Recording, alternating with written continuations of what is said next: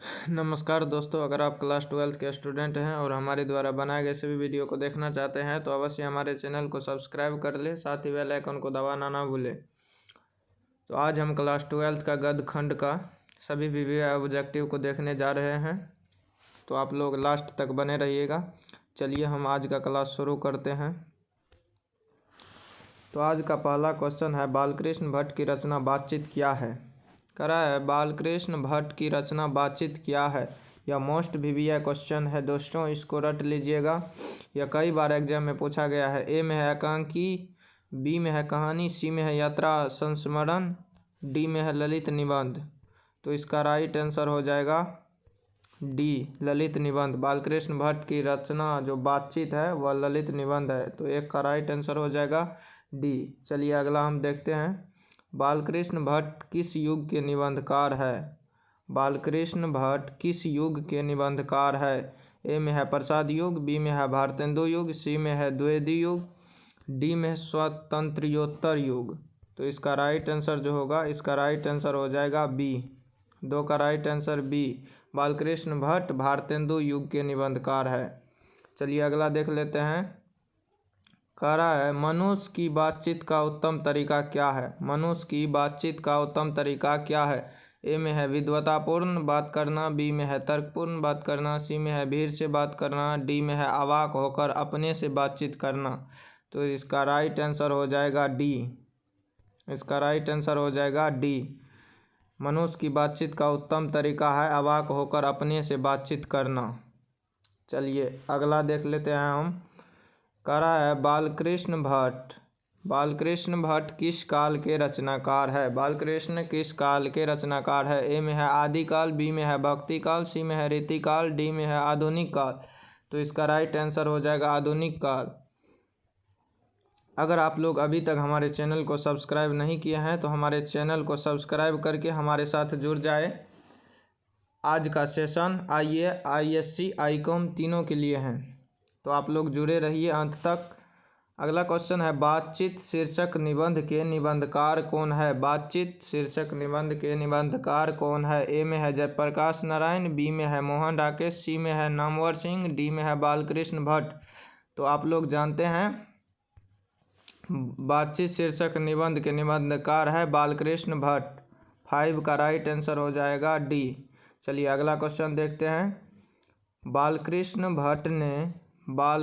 भट्ट ने किस पत्रिका का संपादन किया? ए में है आर्यावर्त, बी में है ओंकार, सी में है हिंदी प्रदीप, डी में है पंजाब केसरी। तो इसका राइट आंसर हो जाएगा सी, हिंदी प्रदीप। बालकृष्ण भट्ट ने हिंदी प्रदीप नामक पत्रिका का संपादन किया था। 6 का राइट आंसर हो जाएगा सी। चलिए अगला देखते हैं 7 में कह रहा है, किसके न होने से सृष्टि गूंगी प्रतीत होती है? ए में है श्रवण शक्ति, बी में है वाक शक्ति, सी में है दिव्य शक्ति, डी में है स्मरण शक्ति। तो इसका राइट आंसर हो जाएगा बी, वाक शक्ति। वाक शक्ति का न होने से सृष्टि गूंगी प्रतीत होती है। चलिए अगला देख लेते हैं। हमारा क्वेश्चन कह रहा है, कौन सा उपन्यास बालकृष्ण भट्ट द्वारा रचित है? कौन सा उपन्यास बालकृष्ण भट्ट द्वारा रचित है? ए में है महिला आंचल, बी में है गोदान, सी में है स्वजान एक सुजान, डी में है अंतराल। तो बालकृष्ण भट्ट के द्वारा स्वजान एक सुजान नामक उपन्यास लिखा गया था। तो इसका राइट आंसर हो जाएगा सी। 8 का राइट आंसर हो जाएगा सी, बालकृष्ण भट्ट द्वारा स्वजान एक सुजान नामक उपन्यास लिखा गया था। चलिए अगला हम देख लेते हैं। 8 तक हो गया है, 9 नंबर देख लेते हैं। 9 नंबर कह रहा है, नाटक के प्रारंभ में होने वाले मंगल पाठ को क्या कहा जाता है? नाटक के प्रारंभ में होने वाले मंगल पाठ को क्या कहा जाता है? ए में है भजन, बी में है नंदीपीठ, सी में है मंगलाचरण और डी में है आरती। तो इसका राइट आंसर हो जाएगा नंदीपीठ। नाटक के प्रारंभ में होने वाले मंगल पाठ को नंदीपीठ कहा जाता है।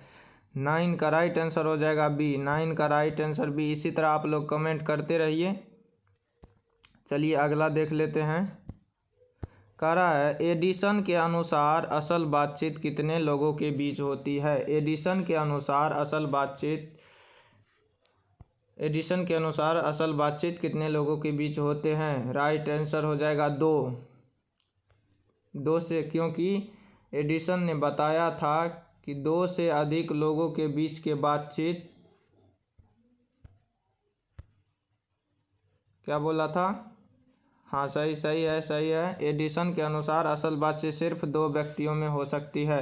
10 का राइट आंसर हो जाएगा ए। 10 का राइट आंसर ए।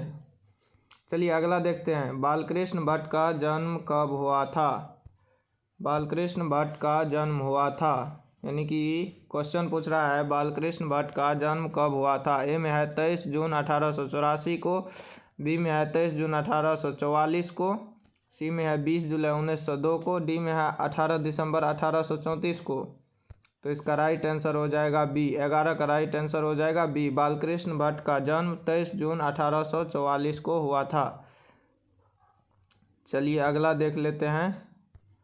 संयोगिता स्वयंवर रचना है। संयोगिता स्वयंवर रचना है। संयोगिता स्वयंवर किसकी रचना है। ए में है बालकृष्ण भट्ट की, बी में है प्रताप नारायण मिश्र की, सी में है श्रीनिवास दास जी की, डी में है मैथिली शरण गुप्त जी की। तो इसका राइट आंसर हो जाएगा श्रीनिवास दास जी की। संयोगिता स्वयंवर श्रीनिवास दास की रचना है। चलिए अगला देख लेते हैं। 13 नंबर क्या कह रहा है। संवाद में सबसे महत्वपूर्ण क्या है। संवाद में सबसे महत्वपूर्ण क्या है। ए में है तर्क, बी में है जिज्ञासा, सी में है आत्मीयता, डी में है प्रवाहपूर्ण भाषा। तो इसका राइट आंसर हो जाएगा आत्मीयता। संवाद में सबसे महत्वपूर्ण आत्मीयता है। चलिए अगला देख लेते हैं। 14 नंबर। बातचीत के माध्यम से बालकृष्ण भट्ट क्या बतलाना चाहते हैं। बातचीत के माध्यम से बालकृष्ण भट्ट क्या बतलाना चाहते हैं। ए में है बातचीत की शैली, बी में है भाषण की शैली, सी में है संवाद की शैली, डी में है इनमें से कोई नहीं। तो 14 का राइट आंसर हो जाएगा ए, बातचीत की शैली। बातचीत के माध्यम से बालकृष्ण भट्ट ने बातचीत की शैली को बताना चाहते थे। 14 का राइट आंसर ए। चलिए अगला देख लेते हैं। 15 नंबर कह रहा है भट्ट जी को किसने अंग्रेजी साहित्य के एडिशन और स्टील की श्रेणी में रखा। कह रहा है भट्ट जी को किसने अंग्रेजी साहित्य के एडिशन और स्टील की श्रेणी में रखा। ए में हजारी प्रसाद द्विवेदी, बी में है डॉक्टर नागेंद्र, सी में है रामचंद्र शुक्ल, डी में है रामविलास शर्मा। तो इसका राइट आंसर हो जाएगा रामचंद्र शुक्ल। भट्ट जी को रामचंद्र शुक्ल ने अंग्रेजी साहित्य के एडिशन और स्टील की श्रेणी में रखा था। तो 15 का राइट आंसर हो जाएगा सी। चलिए अगला क्वेश्चन देख लेते हैं। 16 नंबर क्या कर रहा है। रॉबिन्सन क्रूसो के उपरांत किसके मुख से एक बात सुनी। रॉबिन्सन क्रूसो ने 16 वर्ष के उपरांत किसके मुख से एक बात सुनी। ए में है फ्राइडे के, बी में है संडे के, सी में है एडिसन के, डी में है स्टील के। तो इसका राइट आंसर हो जाएगा फ्राइडे के। रॉबिन्सन क्रूसो ने 16 वर्ष के उपरांत फ्राइडे के मुख से एक बात सुनी थी। चलिए अगला देख लेते हैं। कह रहा है आउट ऑफ कन्वर्सेशन कहाँ के लोगों में सर्वाधिक प्रचलित है। आउट ऑफ कन्वर्सेशन कहाँ के लोगों में ज़्यादा प्रचलित है। अगर आप लोग बातचीत निबंध को पढ़े होंगे तो उसमें साफ साफ बताया हुआ है कि आउट ऑफ कन्वर्सेशन यूरोप के लोगों में सर्वाधिक प्रचलित है। अफ्रीका भी नहीं होगा, भारत भी नहीं होगा, कनाडा भी नहीं होगा। तो 17 का राइट आंसर हो जाएगा C, Europe. Out of conversation Europe के लोगों में सर्वाधिक प्रचलित है। 17 का राइट आंसर हो जाएगा सी। चलिए अगला हम देख लेते हैं। 18 नंबर कौन सी रचना बालकृष्ण भट्ट की है। ए में है रेल का विकट खेल, बी में है कछुआ धर्म, सी में है रेणुका, डी में है प्राच्य विद्या। तो आप लोग पढ़े होंगे बालकृष्ण भट्ट के निबंध को, बातचीत को, तो आप लोग जानते होंगे रेल का विकट खेल इसमें से बालकृष्ण भट्ट की रचना है। चलिए अगला देख लेते हैं। 19 नंबर क्वेश्चन है कौन सी रचना बालकृष्ण भट्ट की नहीं है? कौन सी रचना बालकृष्ण भट्ट की नहीं है? एक में है नूतन ब्रह्मचारी, बी में है 100 सुजान एक सुजान, 100 अजान एक सुजान, सी में है सद्भाव का अभाव, डी में है परीक्षा गुरु। तो आप लोग देखिए, बालकृष्ण भट्ट का नूतन ब्रह्मचारी भी है, 100 अजान एक सुजान भी है, सद्भाव का अभाव भी है। तो ये क्वेश्चन कह रहा है हमारा कौन सी रचना बालकृष्ण भट्ट की नहीं है? तो परीक्षा की गुरु बालकृष्ण भट्ट की रचना नहीं है। 19 का राइट आंसर हो जाएगा डी। 19 का राइट आंसर डी। चलिए अगला देखते हैं 20 नंबर। 20 नंबर क्या कह रहा है? रॉबिन्सन क्रूसो की कब तक मनुष्य का मुख देखने को नहीं मिला? आप लोग जानते होंगे रॉबिन्सन क्रूसो कौन था। इसको जंगल में अकेले छोड़ दिया गया था। तो कह रहा है रॉबिन्सन क्रूसो को कब तक मनुष्य का मुख देखने को नहीं मिला। ए में है 10 वर्ष, बी में है 12 वर्ष, सी में है 16 वर्ष, डी में देख लेते हैं, डी में है 18 वर्ष। तो इसका राइट आंसर हो जाएगा सी। रॉबिन्सन क्रूसो को 16 वर्ष तक मनुष्य का मुख देखने नहीं दिया गया था। चलिए अगला देखते हैं। बातचीत से मन किस प्रकार का हो जाता है? 21 नंबर है हमारा। बातचीत से मन किस प्रकार का हो जाता है? ए में है क्रोधपूर्ण, बी में है भारी और बोझिल, सी में है हल्का और स्वच्छ, डी में है इनमें से कोई नहीं। जब तक हम एक दूसरे से बातचीत नहीं करते हैं तब तक हमारा मन हल्का और स्वच्छ नहीं होता है। इसीलिए इसका राइट आंसर हो जाएगा सी। बातचीत से मन हल्का और स्वच्छ हो जाता है। 21 का राइट आंसर हो जाएगा सी। चलिए अगला देख लेते हैं। 22 नंबर क्वेश्चन कह रहा है हमारा बोलने से ही मनुष्य के रूप का साक्षात्कार होता है, यह किसने कहा? बोलने से ही मनुष्य के रूप का साक्षात्कार होता है, यह किसने कहा? ए में है एडिसन, बी में है बेन जॉनसन, सी में है मिल्टन, डी में है स्पेंसर। एडिसन तो नहीं होगा क्योंकि एडिसन ने बताया था कि असल बातचीत सिर्फ 2 व्यक्तियों में होता है। असल बातचीत सिर्फ 2 व्यक्तियों में होता है।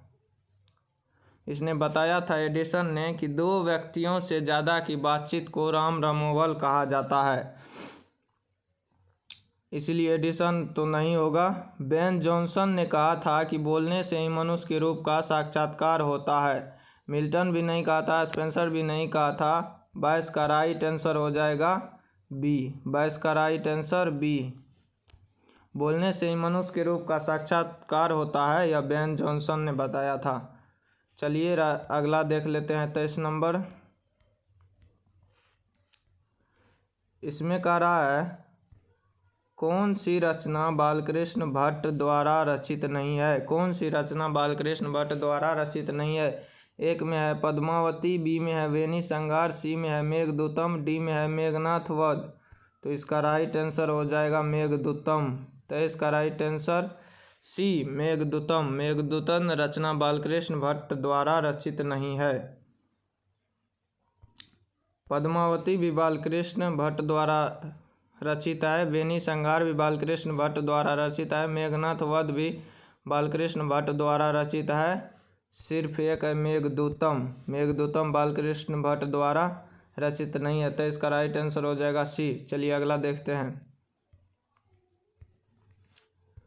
कह रहा है असल बातचीत सिर्फ 2 व्यक्तियों में ही हो सकती है। असल बातचीत सिर्फ 2 व्यक्तियों में ही हो सकती है, यह किसका मत है? असल बातचीत सिर्फ 2 व्यक्तियों में ही हो सकती है, यह किसका मत है? तो इससे पहले वाले क्वेश्चन में हम बताए थे कि एडिसन ने कहा था कि असल बातचीत सिर्फ 2 व्यक्तियों में होती है। तो 24 का राइट आंसर हो जाएगा डी। बेन जॉनसन नहीं होगा क्योंकि बेन जॉनसन ने बताया था कि बोलने से मनुष्य के रूप का साक्षात्कार होता है। तो इसीलिए 24 का राइट आंसर हो जाएगा ए एडिसन। असल बातचीत सिर्फ 2 व्यक्तियों में ही हो सकती है, यह एडिसन ने बताया था। चलिए अगला देखते हैं। 25 नंबर कह रहा है बालकृष्ण भट्ट का निवास स्थान कौन सा है? 25 नंबर है बालकृष्ण भट्ट का निवास स्थान कौन सा है? ए में है लखनऊ उत्तर प्रदेश, बी में है इलाहाबाद उत्तर प्रदेश, सी में है मथुरा उत्तर प्रदेश, डी में है वाराणसी उत्तर प्रदेश। तो बालकृष्ण भट्ट जो थे इलाहा उत्तर प्रदेश के निवासी थे।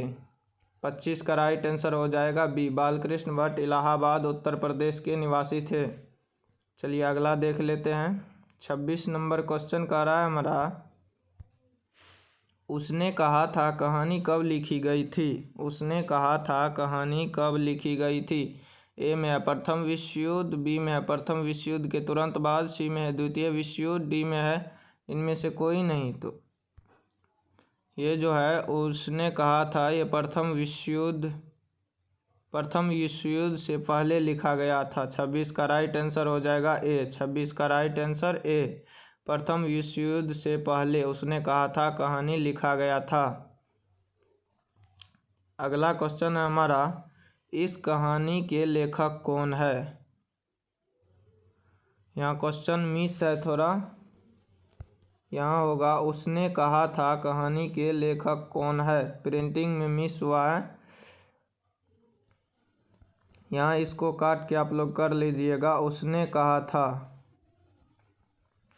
कहा था कहानी के लेखक कौन है, तो इसका राइट आंसर हो जाएगा ए, चंद्रधर शर्मा गुलेरी। 27 का राइट आंसर हो जाएगा ए। उसने कहा था कहानी के लेखक कौन है, चंद्रधर शर्मा गुलेरी। चलिए अगला देख लेते हैं। अगला क्वेश्चन है हमारा, उसने कहा था कहानी में किस शहर का चित्रण है। ए में है अमृतसर, बी में है लुधियाना, सी में है जयपुर, डी में है लखनऊ। तो आप लोग जानते हैं उसने कहा था कहानी में अमृतसर का चित्रण किया गया है। 28 का राइट आंसर हो जाएगा ए। उसने कहा था कहानी में अमृतसर शहर का चित्रण किया गया है।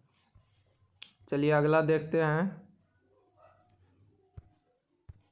अगला है, उसने कहा था कहानी कब प्रकाशित की गई। उसने कहा था कब प्रकाशित की गई। ए में है 1915, बी में है 1912, सी में है 1928, डी में है 1925। ये मोस्ट वीवीआई क्वेश्चन है। ये 2020 में भी पूछा गया क्वेश्चन है। ये कई बार पूछा गया है, इसीलिए इस पे ध्यान दीजिएगा। उसने कहा था कहानी कब प्रकाशित किया गया, 1915 ईस्वी में। 29 का राइट आंसर हो जाएगा ए। 1912 भी नहीं होगा, 1928 भी नहीं, 1925 भी नहीं, क्योंकि ये 1915 में प्रकाशित किया गया था। 29 का राइट आंसर हो जाएगा ए। चलिए अगला देखते हैं। कह रहा है लाहना सिंह के गांव का क्या नाम था। लाहना सिंह के गांव का क्या नाम था। ए में है मंगरे, बी में है मांझे, सी में है कतरा, डी में है तेलघरिया। तो इसका राइट आंसर हो जाएगा बी, मांझे। लाहना सिंह के गांव का नाम मांझे था। लाहना सिंह के गांव का नाम क्या था, मांझे। 30 का राइट आंसर हो जाएगा बी। 30 का राइट आंसर बी। चलिए हम अगला नंबर देख लेते हैं। 31 नंबर का रहा है, लाहना सिंह के मामा कहाँ के रहने वाले थे। लाहना सिंह के मामा कहाँ के रहने वाले थे। ए में है चंडीगढ़, बी में है अमृतसर, सी में है जयपुर, डी में है वाराणसी। तो इसका राइट आंसर हो जाएगा बी, अमृतसर। लाहना सिंह के मामा अमृतसर के रहने वाले थे। 31 का राइट आंसर बी। चलिए अगला देखते हैं। कह रहा है लाहना सिंह के भतीजे का क्या नाम था। लाहना सिंह के भतीजे का क्या नाम था। ए में है कीरत सिंह, बी में है हजारा सिंह, सी में है वजीरा सिंह, डी में है मुख्तार सिंह। तो इसका राइट आंसर हो जाएगा कीरत सिंह। लाहना सिंह के भतीजे का नाम कीरत सिंह था। 32 का राइट आंसर ए, लाहना सिंह के भतीजे का नाम कीरत सिंह था। चलिए अगला देखते हैं। 33 नंबर कह रहा है लाहना सिंह किस पद पर था। लाहना सिंह किस पद पर था। ए में सूबेदार के, बी में लेफ्टिनेंट के, सी में जवादार के, डी में मेजर के। तो लाहना सिंह जो था, लाहना सिंह एक जमादार था। 33 का राइट आंसर हो जाएगा सी। लाहना सिंह किस पद पर था, तो लाहना सिंह जमादार था। चलिए अगला क्वेश्चन देख लेते हैं। कह रहा है अमृतसर में लाहना सिंह के कौन थे। अमृतसर में लाहना सिंह के कौन थे। ए में भाई, बी में मित्र, सी में मामा, डी में चाचा। तो आप लोग जानते हैं लाहना सिंह अपने मामा के यहाँ अमृतसर में रहते थे। तो अमृतसर में उसका कौन रहता है? मामा। 34 का राइट आंसर हो जाएगा सी, अमृतसर में लाहना सिंह का मामा रहते थे। चलिए अगला क्वेश्चन देखते हैं। कह रहा है लाहना सिंह की मृत्यु किसकी गोद में हुई? लाहना सिंह की मृत्यु किसके गोद में हुई? ए में किरत सिंह, बी में वजीरा सिंह, सी में अतर सिंह, डी में महीप सिंह। तो आप लोग जानते हैं युद्ध के दौरान लाहना सिंह की मृत्यु वजीरा सिंह के गोद में ही हो गया था। 35 का राइट आंसर हो जाएगा बी, वजीरा सिंह। लाहना सिंह की मृत्यु वजीरा सिंह के गोद में हुआ था। अगला क्वेश्चन है हमारा, पलटन का विदूषक कौन था? ए में है हजारा सिंह, बी में है मुख्तार सिंह, सी में है वजीरा सिंह, डी में है कुलदीप सिंह। तो पलटन का जो विदूषक था वो था वजीरा सिंह। 36 का राइट आंसर हो जाएगा सी, पलटन के विदूषक था वजीरा सिंह। चलिए अगला क्वेश्चन देखते हैं। कह रहा लाहना सिंह किस कहानी का पात्र है? ए में है सुखमय जीवन, बी में है जूठन, सी में है त्रिछ, डी में है उसने कहा था। तो लाहना सिंह का चर्चा किस में किया गया है? उसने कहा था। 37 का राइट आंसर हो जाएगा डी, लाहना सिंह उसने कहा था कहानी का मुख्य पात्र है। चलिए अगला देखते हैं। बचपन में लाहना सिंह लड़की से बार बार कौन सा प्रश्न करता था? बचपन में लाहना सिंह लड़की से बार बार कौन सा प्रश्न करता था? तो ए में है तेरा नाम क्या है, बी में है तू कहाँ रहती है, सी में है तेरी कुर्माई हो गई, डी में है तेरी शादी हो गई। तो इसका राइट आंसर होगा सी, लाहना सिंह लड़की से एक ही क्वेश्चन करता था, तेरी कुर्माई हो गई। तो इसका राइट आंसर हो जाएगा सी। तो आज यहीं तक, अब अगले दिन देखेंगे। अगर आप लोग अभी तक हमारे चैनल को सब्सक्राइब नहीं किए हैं तो हमारे चैनल को अवश्य सब्सक्राइब कर ले, साथ ही हमारे चैनल के साथ जुड़ जाए। ऐसे ही न्यू अपडेट आप लोगों को देखने को मिलता रहेगा। धन्यवाद, आप लोग हमारे चैनल से जुड़े रहे।